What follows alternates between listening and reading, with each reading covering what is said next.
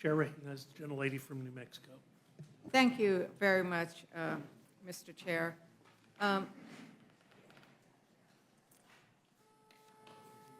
think that the sadness that Representative Fishback brought up with regards to the deputy who lost his life, and I've spent quite a bit of time while I was home with police officers and first responders. I'd like to also point out, though, that last year, in the fiscal year 23 appropriations, Democrats supported and passed a bill that had significant resources targeted to law enforcement. We did $4.4 billion, an increase of $506 million for law enforcement. That included everything from community-oriented policing to second chance programs, money to address sexual assault kills since those were not being dead. In that bill, 216 Democrats supported it, and almost every Republican opposed supporting additional funding for law enforcement. That's what it means to support law enforcement, is to actually give them the funding and the support that they need to do their job. What this bill does, though, is take away the ability of a local jurisdiction to decide for itself what it needs to do.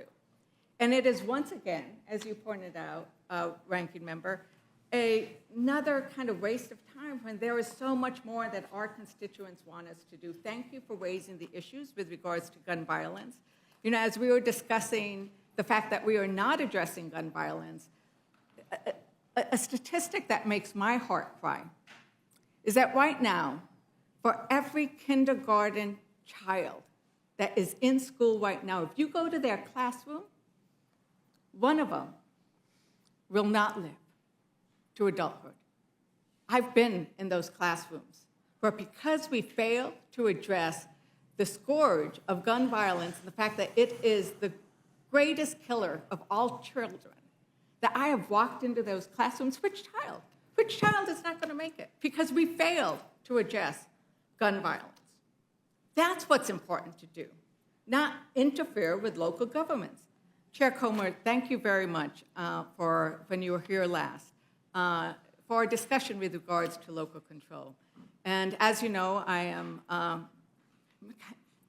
hold Kentucky now very close to my heart, and I'm so sad of what happened there. I'm so sad because it just reverberates through that community. But I do want, Chairman Comer, and this is a bad time to put you on the spot, but you did recognize that local control is best, that you would not want Congress to be talking about what is best in any of your Kentucky towns, right? That those need to make those decisions themselves. Would you still agree to that local control of these issues? I agree local control is best, but we have a constitutional obligation to oversee and be the check and balance for the District of Columbia. And we have a crime problem here. We have our police officers begging us for help. And look, the arguments that have been made that this bill isn't going to go anywhere, the president's going to veto it, with all due respect, the president said that on the last disapproval of resolution. And 31 Democrats supported it on the floor in the House and 31 Democrats in the Senate. So, and then Joe Biden signed it. And I feel that this could be deja vu all over again. We have a crime crisis in America.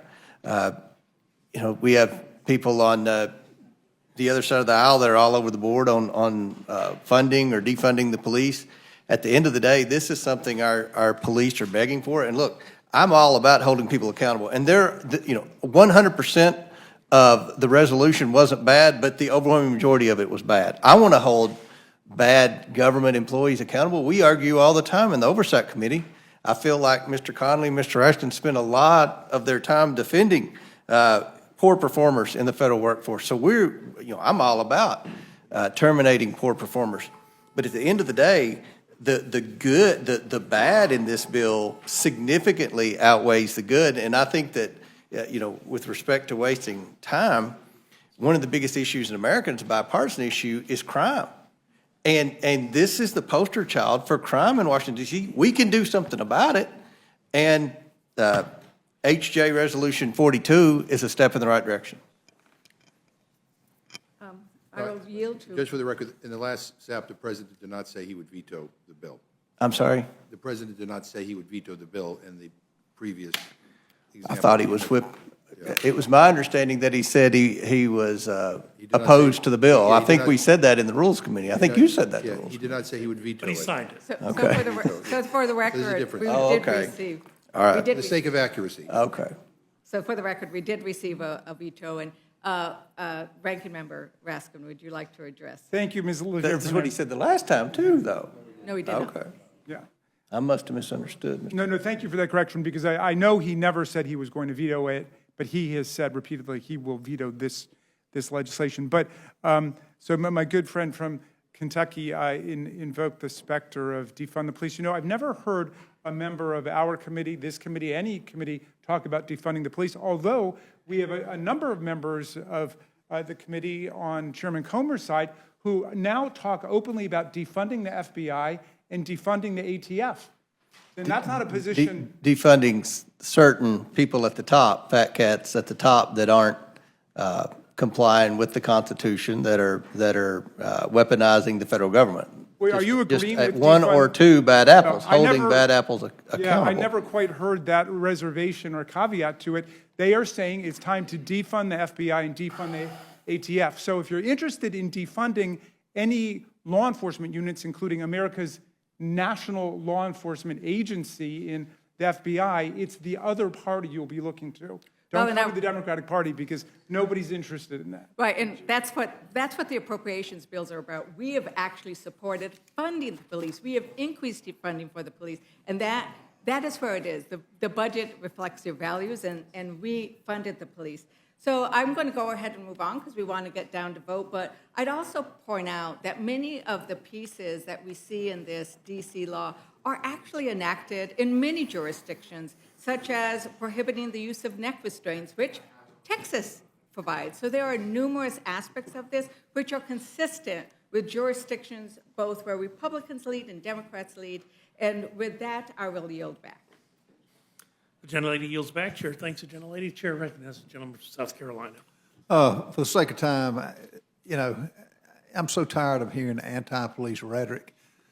Guy just gave me a list. I'm not going to recite the names. Y'all are taking the support for the criminal rather than the police officer. And I just, you know, and to keep saying gun violence is like saying airplane violence that crashed into 9/11. It's people that fire, it's mentally ill people that fire the guns, not gun violence. Guns don't jump up and all of a sudden shoot people. Jamie, I appreciate y'all, this rule. I think it's a good one, and for the sake of time, I yield back. Gentleman yields back. Chair thanks the gentleman and recognizes the gentlelady from Indiana. Thank you.